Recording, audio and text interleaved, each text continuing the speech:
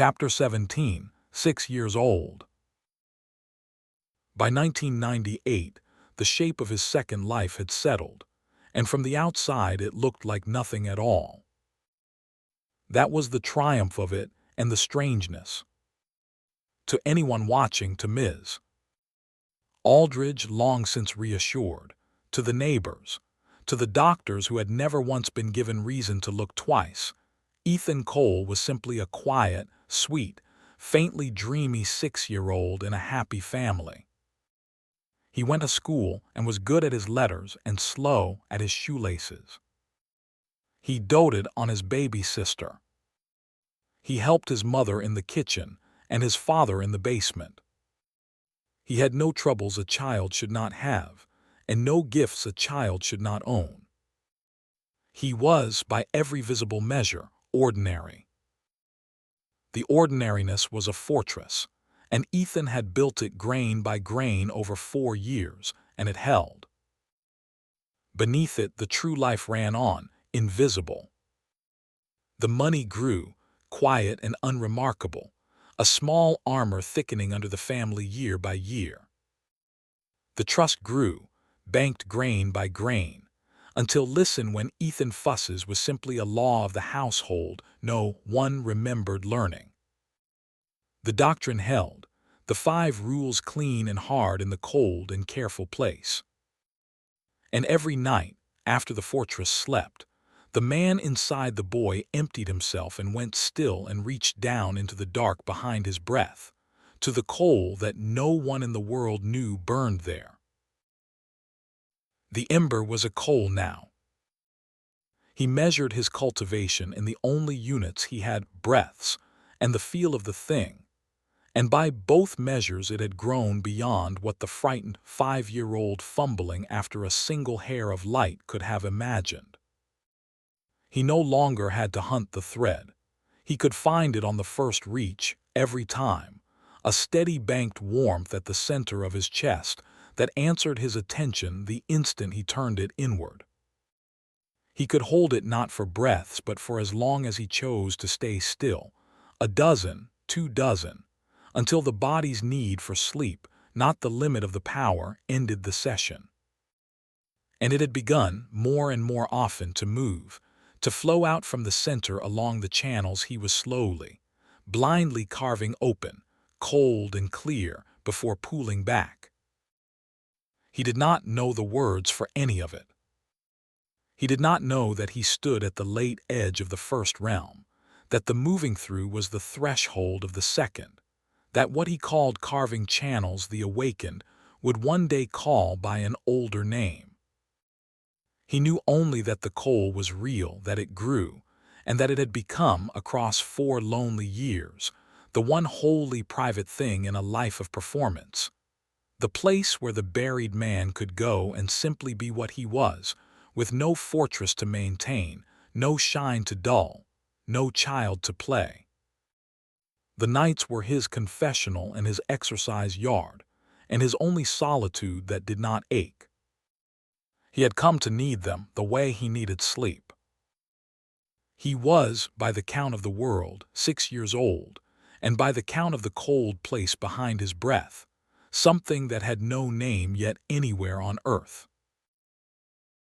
And his life, this was the thing that crept up on him, the thing he had not braced for. His life was good.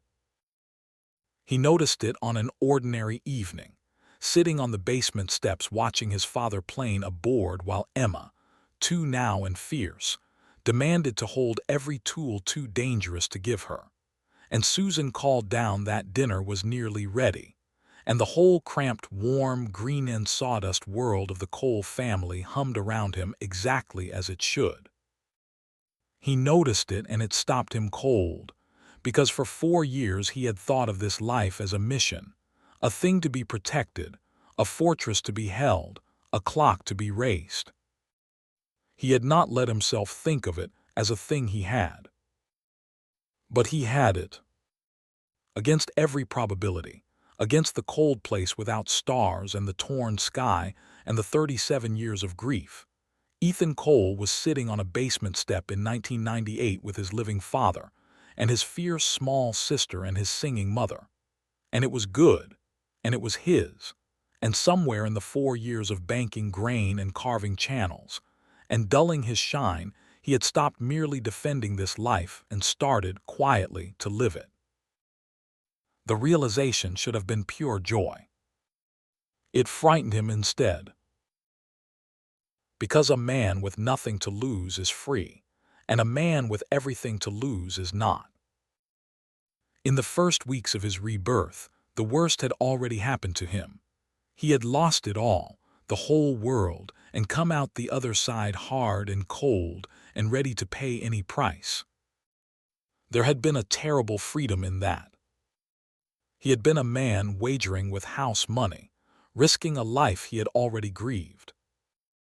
But 4 years of good had quietly changed the stakes. He was not wagering house money anymore. He had a home now, a real one, lived in, loved. And the thing about a home was that it could be taken, and the more it became a home, the more its taking would cost. The tide was still coming. 2027 still waited at the far end of the map, patient and certain.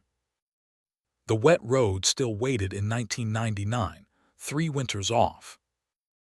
And now, instead of facing them as a hollow man with nothing left to lose, Ethan would face them as a man with everything. A father he had relearned tool by tool, a sister he had loved into being, a mother whose singing he could not bear to imagine silenced again. The weight of the mission had not lightened with the good years.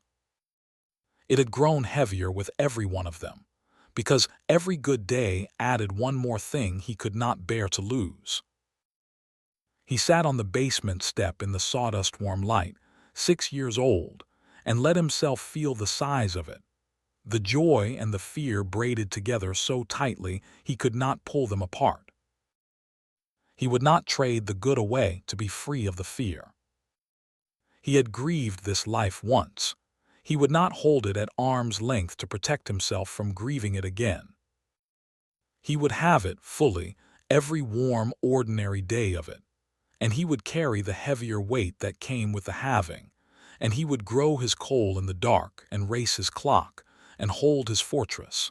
And when the wet road came, and the torn sky after it, he would have more reason than any man who ever lived to be strong enough to keep what he had. "Ethan, dinner." "Coming," he called back, and got up off the step, and went to eat with his family in the warm green kitchen, the buried man and the living boy for once wanting exactly the same thing, to stay, just a little longer, in a life worth all the weight of saving.